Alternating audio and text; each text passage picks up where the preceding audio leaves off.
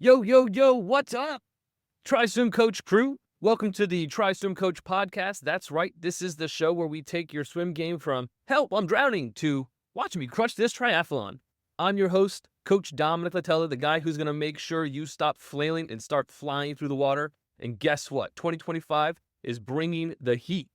We're talking swim camps in Austin, Texas, land of tacos and Tex-Mex, end of March probably. Salt Lake City, Utah in July. Never been, but I hear they've got some pretty mountains. We'll see.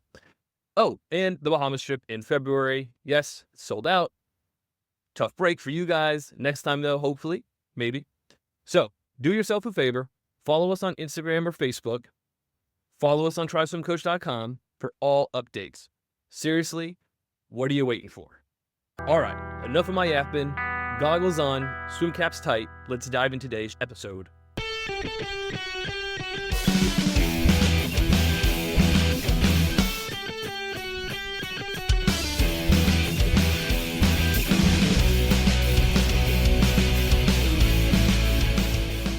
All right, back at it after our little Christmas/New Year break. I feel like the last 2 weeks has been very relaxing and we'll say also very refreshing. And I'm so excited to get back to like coaching and doing all the work that I love to do. And then we got hit by this snowstorm and it's kind of set me back into vacation mode, which is not good. I feel like as an adult, snow always comes when you don't want it to. At least that's how I feel. Because you're right. If it was like a month from now, I go, great, a break. Thanks for the snow. I'm like, oh, I'm cold. I don't want to do things when I'm cold. I wanted to do things until I felt cold.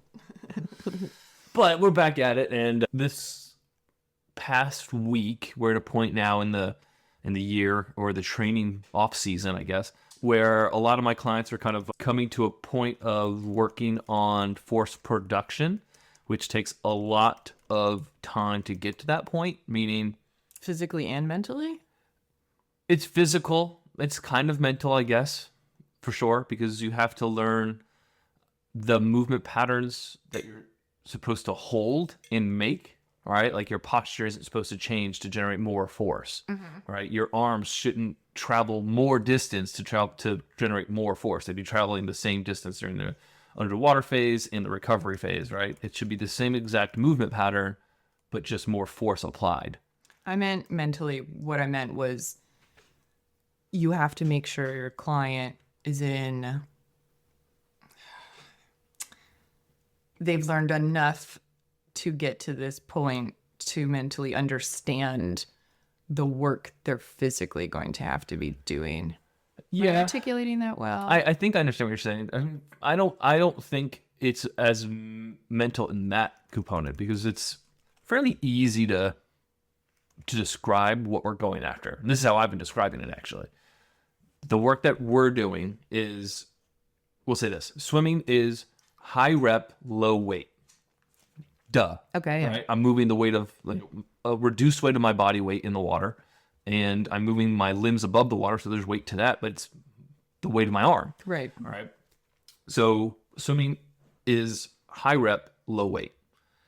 So what we've been doing is low rep, 1 or 2, maybe 3 reps, strokes essentially. In this drill that you're doing.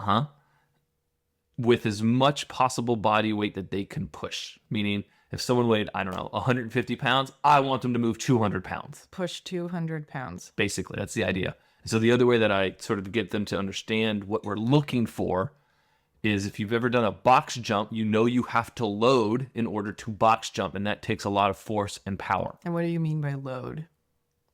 Load weight, hold weight. You have to like wind up for that box jump, right? You go down into a somewhat of a squat position, right? Versus jumping rope. Jumping rope, we're not loading. We're just jumping. We're getting off that ground quickly. Little we're exploding, pushes. right? Now, is that more, not to go off topic, just to ask a whatever. question about that. Is that more fast twitch? No. Not necessarily, no. I just answered my own question. Good. Just thinking about it, right? Just because you were saying Yeah. first. Yeah. So with the concept of trying to load and push as much weight as possible, another way to describe it is if you were on a bike, we're trying to make you pedal on the biggest gear or ring possible. And is that the hardest one to push? Yeah, it's going to take the most work to push that. I am not a bike person. Nor am I, but I understand the concept. Listen, I can ride a bike, but like that's like from my childhood where you have like fake shocks and you got it at like Toys R Us and you're like, that's my not God, true. look how shiny it is. You trained for triathlon on road bikes and all that stuff. Right, I can do it conceptually.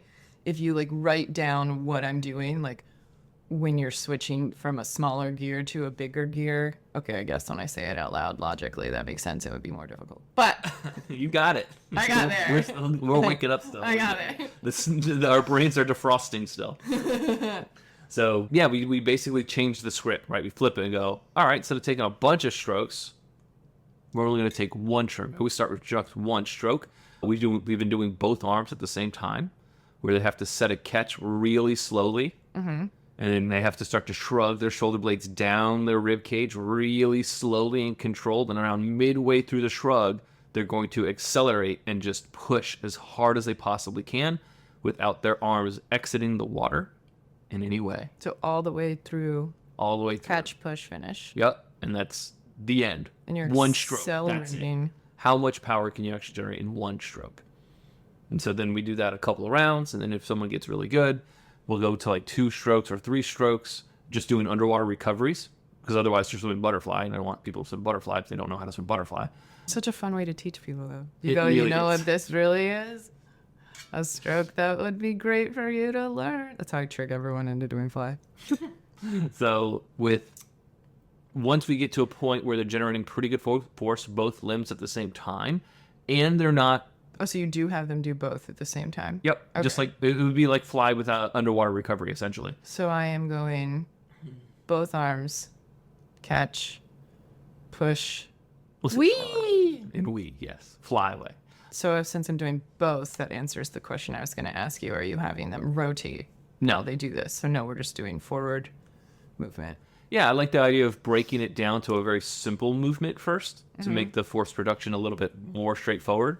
And this kind of goes back to the conversation we were having with Ryan last podcast about the mid-ball slam stuff. All right? Essentially, we're doing a mid-ball slam horizontally. Does that make sense? Just no ball. Yes. Yes. Okay. So if I'm in... Right. So you asked me that question, so immediately I picture land movement, which is less conceptually easy for me to understand. So funny. Which is so weird. You definitely spend a lot more time on land than No, water. I know. So I just have to, I go, okay, I'm in a squat then.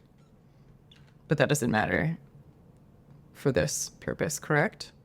Yeah, and actually when... Went too far. Yeah, well, right. I added too many thoughts. I basically will take people out of the water and make them do a med ball slam, but with just like a Pilates ball, not an actual med ball, and they're not allowed to squat down in order to throw that ball. So it is true to what they'll be doing when they're swimming. They have to maintain their swimming posture in a vertical position on land. It's just harder for me to understand it on land. But just because when I first think of things, I'm like, how would I explain that to someone from this avenue? Right? And so in the water, you're not paying attention to your legs, or you're holding your legs in a float. Right? But on land, in order for me to understand that movement, I have to like put my legs into it because I'm standing. So that it makes it, I'm like, oh, for me to explain this to you in that movement, I almost have to explain so much more of a different movement that it becomes mentally confusing. Do you know what I mean? Because Not at all. Okay, so to me, What are you talking about? to me, I have to put myself into, because you said med ball slam. For me, I have to have balance to do that. So I have to think, well, I have to put my legs in this position in order to do that, right? But in the pool, you're not thinking that because you don't. Right, they're not bracing. You're using your legs to brace your med ball slam. That's not your core. No. Yeah, my core. But you have to have your legs in a position. So in order for me to like think through the whole movement on land, I feel like I would almost have to be like, okay, well, put your legs in this position, but like that doesn't matter in here. So like listen to me for this, but ignore that for this. And it's like, why would I even go down that path of trying to explain it that way? Because we're trying to isolate the thoracic spine. And No, I understand. I'm saying like, I think it actually stems from the fact that I have so many teenage glands. Yeah, I mean, you definitely think differently than I do. Yeah, so I think that's what I meant earlier when I said they need to mentally be able to understand, because I deal with that a lot. Yeah, and I wouldn't do this with somebody unless I've worked with them for quite a while. Usually, at the earliest, would be about a year of like actual movement work. I think that was the question I was trying to ask earlier, and I didn't know how to articulate it. Like, you've already been working with this person. You understand their mental processes in a way that you can we get each other at this point. Right. They understand me, I understand them, so we get each other at this point. But this is actually a really important concept. You cannot overcome drag with force.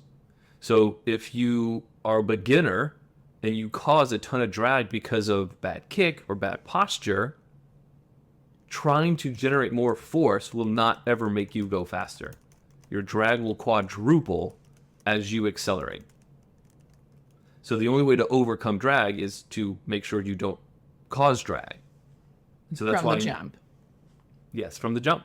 Exactly. But not from the botch jump. Oh, ew, I just made a putt. Sorry.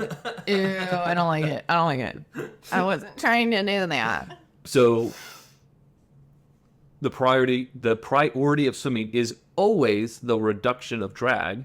And so it takes a long time to get to that point. Nobody's perfect, right? Everyone's going to cause drag, but it's always going to be a work in progress to try to reduce drag. And at some point, if we want to start to see times drop and not just efficiency improve, we have to generate more force. All right. And so once we recognize, by we, I mean myself and my client, we recognize that they're holding good posture for a majority of the time that they're swimming.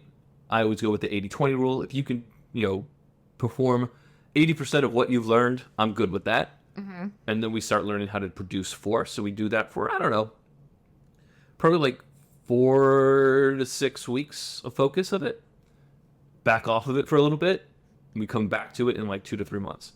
Do you explain? Maybe a little less than that. Do you explain when you're doing things like this that they're like part of the reason why so much time is in between, not progressions of movements? Yeah, I mean, I haven't asked my question. Oh, okay. Well, you kind of did. Go ahead. Have you explained that in the progressions of these movements that there's so much time in between sometimes because you have to be gaining strength with the new movement? What was your question?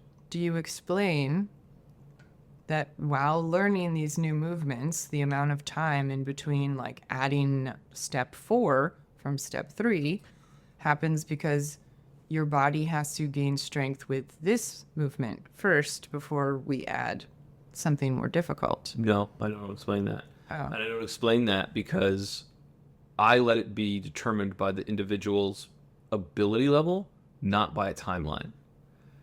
Meaning, I don't want to say, I tell people we're going to come back to this. I know for myself, mentally, it's going to be probably like 2 to 3 months before we come back to it. But there's a range of time that I look for so that they can have opportunity to implement the things that they've learned. But I don't necessarily give them a hard timeline because it can't be. Because they're people. They have lives and they're not always consistent with their training and shit happens and whatever. All right. So it's like we have to kind of base it off of what their training's been like, if they've been consistent with their training, and then we can move forward. I didn't mean have a deadline. I meant that this will take time, period. Well, yeah. To gain strength in this movement first. But going back to what we said before, I know these people. We've been working together for like a year or more. So they all understand that progress takes time, especially with swimming. So no, I don't need to explain that to them because they already understand that. They've already been giving a lot of time to their progress for swimming, right? So it's just kind of like sort of adds on to that concept that they've already been working toward of like, okay, I'll be patient, I'll put in the work, I'll make progress, and as we make more progress, I add on more work to do, which then in turn gives more progress. So, yeah, I don't really need to explain it for those individuals. But yeah, for a beginner who's listening to this shit takes time.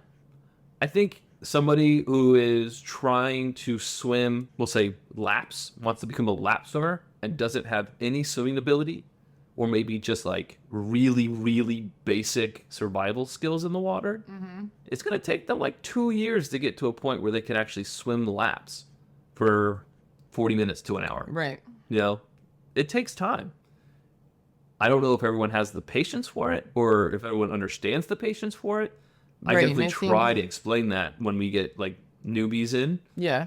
I definitely try to give it to them the concept that this will take a lot of time and a lot of practice, but all of a sudden you'll turn around and be like, oh my God, I'm swimming for an hour now. So, yeah. But it does take, I would say 2 years. If you're consistent, it might be less. Yeah. No, it's interesting because I mean, like you are essentially doing what I'm saying. You're just putting it forth in a different manner. And I think I like it. It's doing these with you. It does make it my brain be like, oh, you really do think these things through for like more undeveloped people. Yeah. I mean, I try. No, I do. Yeah, you do for sure. And so then it makes it like, that's where my brain goes when we have these conversations. Like, how would I have to explain this to like the majority of my clients? And they're mostly competitive teenagers. So it's like, okay, what do you know? But even when I have them forever, they're still growing up. Like I've had someone for 3+ years. It's like, wow, we can do this now because you'll understand what I'm talking about. Exactly. And it's so much fun. It is. It's really fun. And I think maybe us just talking about it in these terms like this, people understand that if they're going to commit to making progress in their swimming, they have to commit a lot of time. It isn't as simple as just running. It's just not. As much as I love running, swimming's much more complicated and we spend way less time in the water. So how could we ever just turn around and become swimmers, right? Mm-hmm. It's a time thing for sure. And then it's on top of the time thing, it's a practice as well, where like you have to make sure that you are practicing to a point mindfully. Like I said, 80% is all I need. Do not try to do everything perfect. You will not, and you will drive yourself crazy. Yeah. That was my disclaimer for everybody listening. Don't drive yourselves crazy. You will not be perfect, and it's okay if you're not perfect. Nobody swims perfectly. There's no such thing as a perfect stroke. Let it go. I think my favorite thing to say is that swimming is like walking. And like, how many times have you tripped today? And then sometimes people go, none. And I'm like, okay, I've tripped like 4 times today. Like, give me a break. Like, sorry that you're, I guess, way better at walking than I am. Maybe.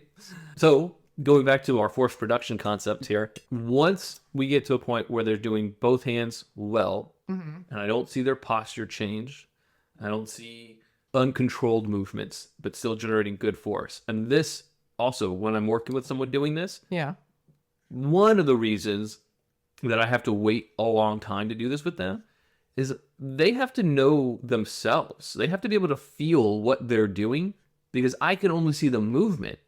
Right. They have to be able to tell if they are actually moving more weight or holding more weight or whatever, or not. So, and that's where I went to like, do you explain that they have to gain strength? And so it is the same concept, just in a different way. Because you are gaining strength in that while you're mentally understanding and learning. Yeah.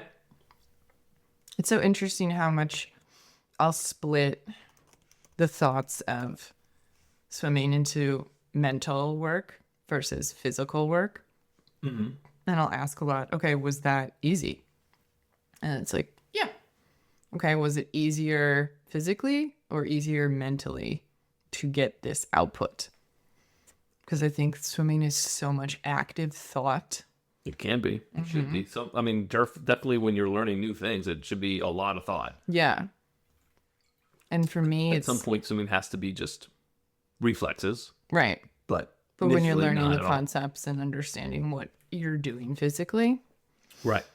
And And it's like, what did you maintain? Because the amount of times I go underwater where you're like, okay, I'm going to film you doing this forced production drill. All you have to do is set a catch, push, and accelerate through your finish. And then I'll go, got it. I go underwater and I'm just like, butterfly kick. I'm doing some breaststroke. And I pop up. How was that? And you're like, what? I don't know. You did nothing that I asked you to do. And you go, oh, right. Didn't mean to. So much different mental work for me. Just to stay focused? I think so. Because so much of my swimming practice was being a teenager and going to my practices. Mm-hmm. And I would have to deal with growing up thoughts. Like you're like, yeah, I mean, there just has to be a level of maturity for sure. Right. So you have to keep your brain in the spot that of what you're working on. And I think for me, conceptually, I was just always like, there's no air under here. It's harder for me to think. And it's like, and you want me to think through this new movement you just told me to make that you explained in 3 seconds while I'm at the wall getting air in the middle of a set of like 10 200s. Right. And so you go, well, I have to make the interval. I have to calculate the interval to see when I'm leaving, which means I need to pay attention during this set. And then I'm supposed to remember what I'm supposed to be, the physical change that you told me in 2 seconds. Understand that, do it, and make the intervals. It was just like so much mental work, I always thought. Yeah, I think you should be thinking about what you're doing for sure. Mm-hmm. The physical work to me is different than what I think you're kind of describing. I think of the physical work as not, was that hard to do or was that easy to do? I think of the physical work as, is the individual or myself strong enough to make those movements that I've asked them to make? Right. If they're not, then I have to get them strong enough in order to make those movements. And then I can ask them to be more cognitive of the movement. But if there's weakness present or dysfunction present, it's not very fair for me to ask them to try to control something that they're unable to control. They don't know how to control it. Yeah, their body just doesn't have the strength or the functionality to do that movement, so it can't be mental. Right. All right, so yeah, there's this like back and forth for sure. And the force production part that I'm talking about right now is sort of the latter end of coaching for me. Mm-hmm. And that's like, you've demonstrated that you have functionality in these movement patterns. Now we just have to get you stronger in these movement patterns, right? Mm-hmm. So we do eventually break the stroke into individual reps. And the way that we do the individual reps is by having one arm forward, one arm back. So we almost like a with the 6-kick switch. Started with the butterfly, pushing both underwater. I would not call it that. It's a double arm. Sorry, double arm underwater recovery. Yeah. Because we're not doing any like dolphin kick. We're not exiting the water. But it does echo underwater work for butterfly arms. Okay. So we start there. And once we get that concept, we move to one arm up and one arm back. So where's back? I would say hand is somewhere around 4 to 6 inches away from the thigh that's up. Did you picture that when I said that? I was picturing it when I said it. So if you're kicking on your side and your right arm is extended, your right leg is down, your left leg is up. I'm on my side. Mm-hmm. Okay, I didn't know that. We started on our stomach for both arms. So we're now on our side. To your point, you wanted to know about rotation. Right. Now we're able to add rotation. That's so you don't start this drill on your stomach. I give people the option to start the first couple of rounds on their stomach so they can kind of understand. But ultimately, if they start on their stomach, they can't recover. Right. And so if they can't recover, then how could they do this, right? So I give them the option to either be at 90 degrees, which is not how we should swim, but easier to sort of balance in the water. Or they can try to be at 45 degrees. At 45 degrees, you just have to have much better core strength and coordination, and you're probably not going to hang out on that particular side as long as if you were at 90 degrees. This is a thinking drill. Yeah. Right? You have to be mentally prepared to generate one heavy push. Right? It's like doing a single deadlift. That is like your max deadlift. There's focus and concentration there before you do that lift. I just imagine doing a max deadlift with one leg, since we just went to one arm, right? Totally. It'd be crazy. Yeah, single leg. So I start on my side, and the arm that I have out, my lead arm out in front, when I do my propulsive catch. So you'll set your catch. Yep. If you start to shrug your shoulder blade down, your body will automatically start to rotate. Right. So that is when you feel that, you push as hard as you possibly can. Which rotates me to my other side. Correct. Into my finish. Into your finish, and then the arm that was down recovers, and now you have that as your lead arm. It is similar to sort of like the concept or position of a 6-kick switch drill, but we don't care about how many kicks you do in between. I don't care how much time you take in between. You take as much time as you need, as long as it is a high quality push. Push as much weight as you possibly can. Do it with a snorkel if you want to take 30 seconds in between each push. I don't care. As long as you're not letting your posture change in order to generate that force. As long as you're not doing something weird with an arm or a wrist or a hand or an elbow. Let's say an elbow. Elbows always get in the way. To compensate for generating force. Are we kicking? Absolutely. If you don't kick, your legs sink. Now, if somebody, and I had one person do this, starts kicking especially hard during their arm trying to generate force, they get a pull buoy in between their calves. Okay. I was going to Have fun say, with that. because it's easy in that position to load what you're doing. Or just to give recruit some help, right? Kicking And your not legs know harder you're, is you're recruiting that cheating a help. little. Yeah. Yeah. So how come you have them recover the arm that's down? How come you don't do just a push rotation from the one arm first? Because I want to move it toward freestyle. Okay. I want to keep it as close. I kept it too out. Yeah, I like the idea of like isolate it, bring it a little bit closer to actual freestyle, get that under your belt, and then the last phase of the force production drill or progression is we just swim trying to pull as hard as you possibly can, moving your arms during the recovery as slow as you possibly can.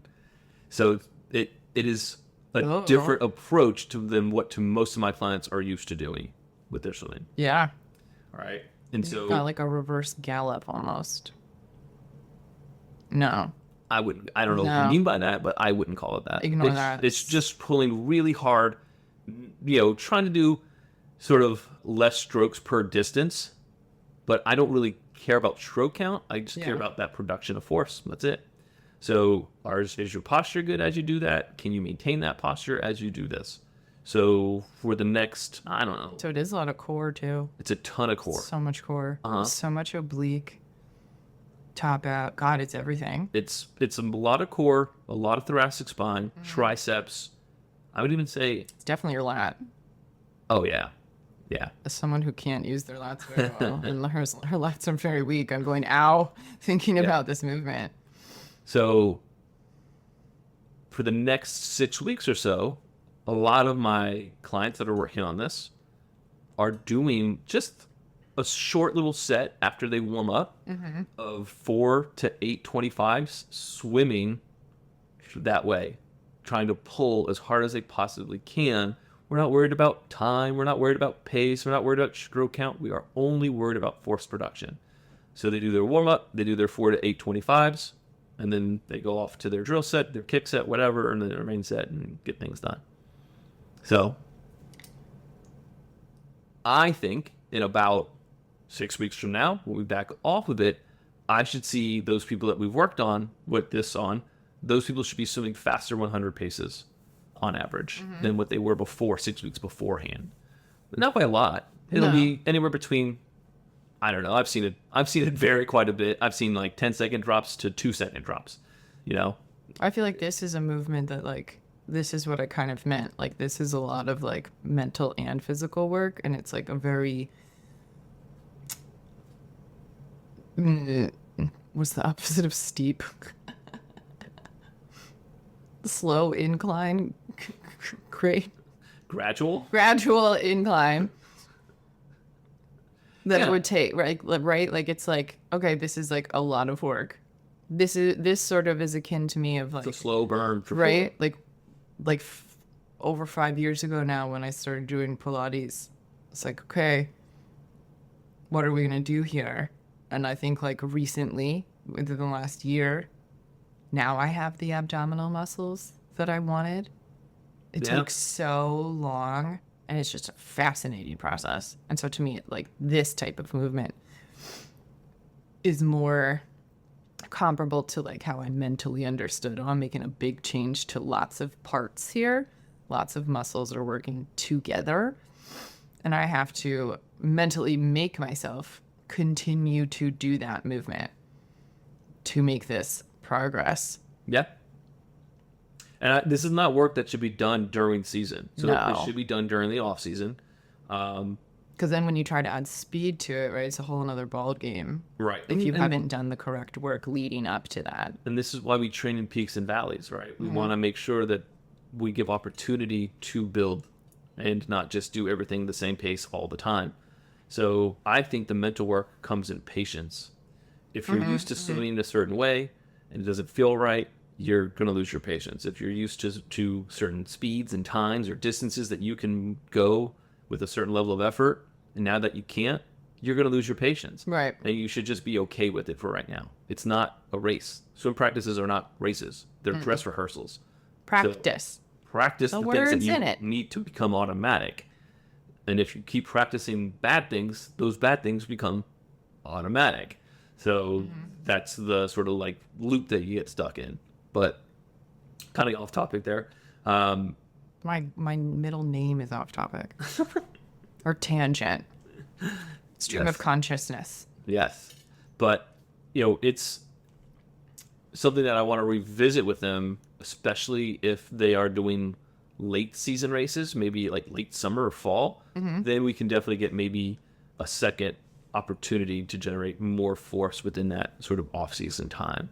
So that's kind of why I'm doing it now in January. Most of my athletes have had time since like October and November to kind of have like back off from their training a little bit, keep in the water, keep swimming, work on some technique things, be a little bit more patient. They're demonstrating good technique. Now it's time to generate more force. Let's generate more force. Okay, you've generated more force. Now let's go back to really good technique. And then it's just going back and forth. And then all of a sudden we start seeing times drop and endurance go up. Would you ever put weight on their arms for this drill? Like a 1 or a 2 pound, Yes, absolutely. almost like cuffed around their palm, actually. No, No. because what I would do for their hand would be increasing paddle size. As they get stronger, they get a small paddle. And as they get even stronger, they get a medium paddle. They get even stronger, they get a big paddle. And if you're like super strong, yoked out, you know what you get? I call them Doritos. Doritos, the yellow triangle kickboards from terrible. Finis. Because there's buoyancy and Not resistance meant against them. to be used in this fashion. No, you have to be crazy strong to do that work. Not something that I would recommend for anyone not building to this ability.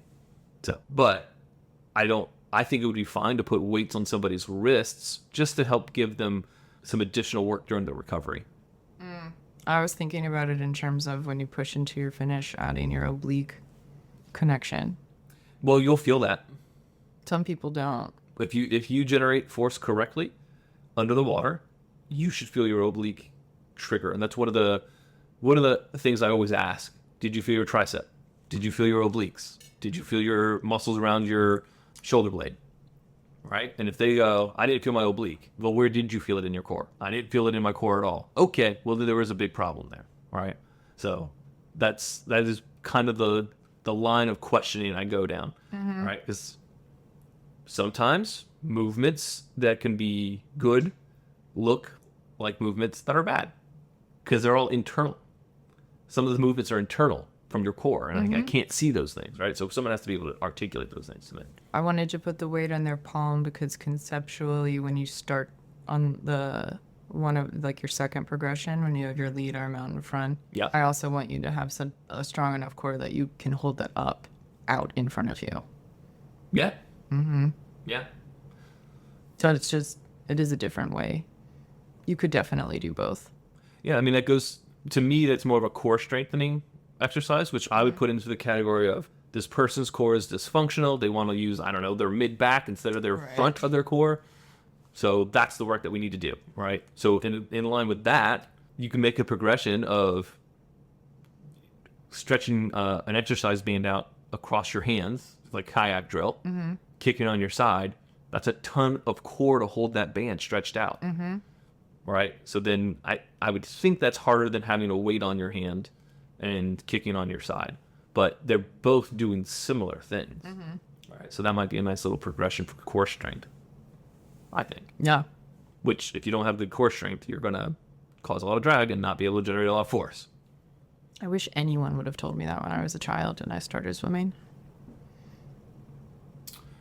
I wish there was more of an emphasis on control when we did dryland stuff versus an emphasis on getting it done quickly, immediately. Hundreds of Just scissor get it done. kicks. Just do it. It doesn't matter if it's incorrect. It doesn't matter. Just do it. Yeah. Do it as fast as possible. Can I get back in the water?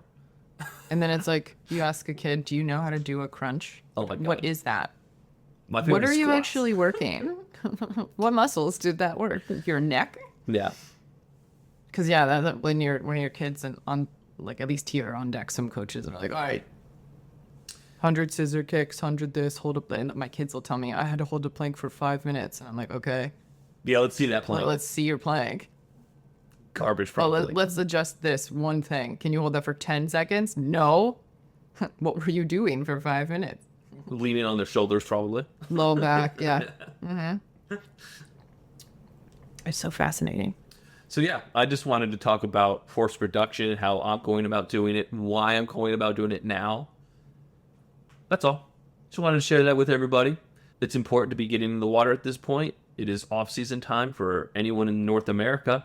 So go to the pool and practice what you need to practice. If you have questions about this, you are more than welcome to DM us on Instagram at TrySwimCoach, or you can shoot me an email at dominic@tryswimcoach.com. I'm going to see if I can find some videos that are recorded from my clients doing this work.